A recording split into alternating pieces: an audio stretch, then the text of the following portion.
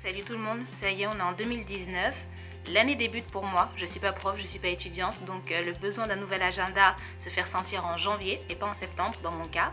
Donc dans cette vidéo, je vais vous présenter mon agenda Louis Vuitton pour l'année qui débute. Chaque année, la marque propose un agenda qui est décliné sous différents formats. Là, j'ai pris l'agenda de bureau classique. Dans la boîte, on a donc l'agenda. On a également un répertoire.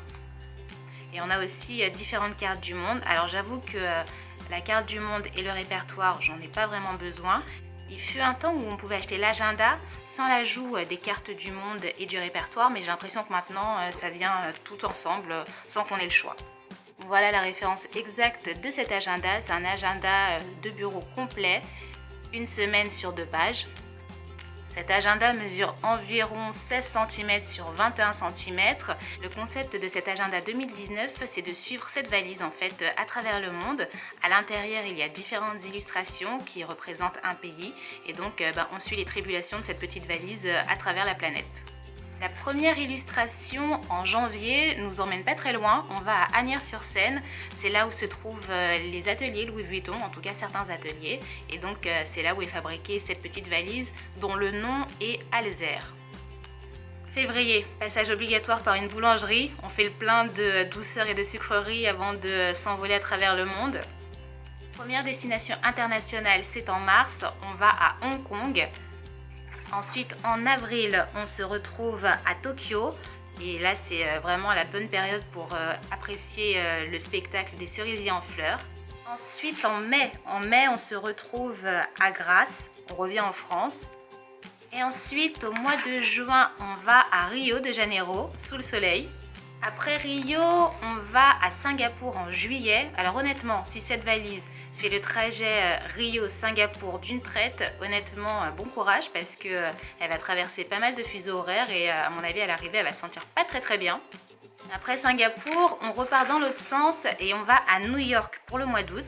En septembre, on revient à Paris. Je pense que la valise va assister à la Fashion Week. Après la Fashion Week parisienne, on va pour le mois d'octobre à Dubaï.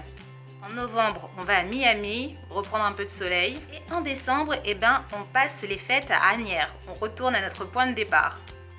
Donc voilà, je vous ai montré les 12 illustrations de cet agenda, à chaque mois sa destination. Maintenant, je vais vous montrer un petit peu comment est organisé l'agenda à l'intérieur.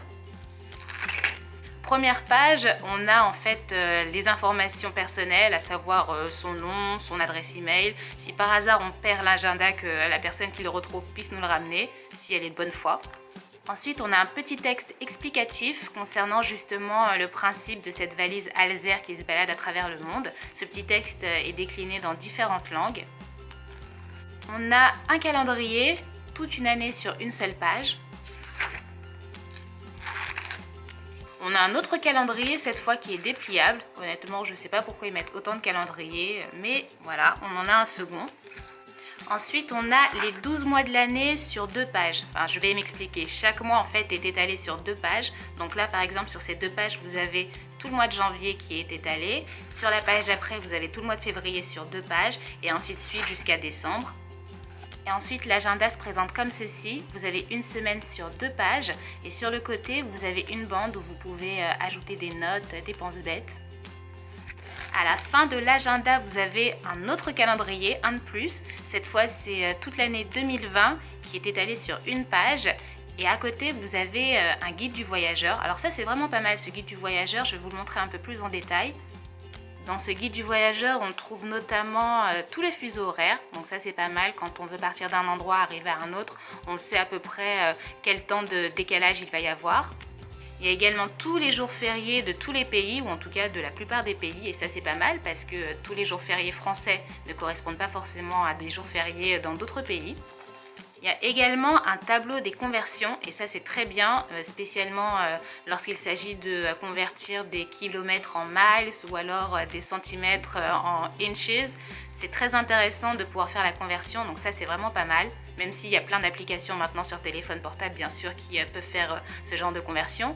Mais l'avoir sur papier c'est pas mal non plus, ça permet de faire de la gymnastique de cerveau.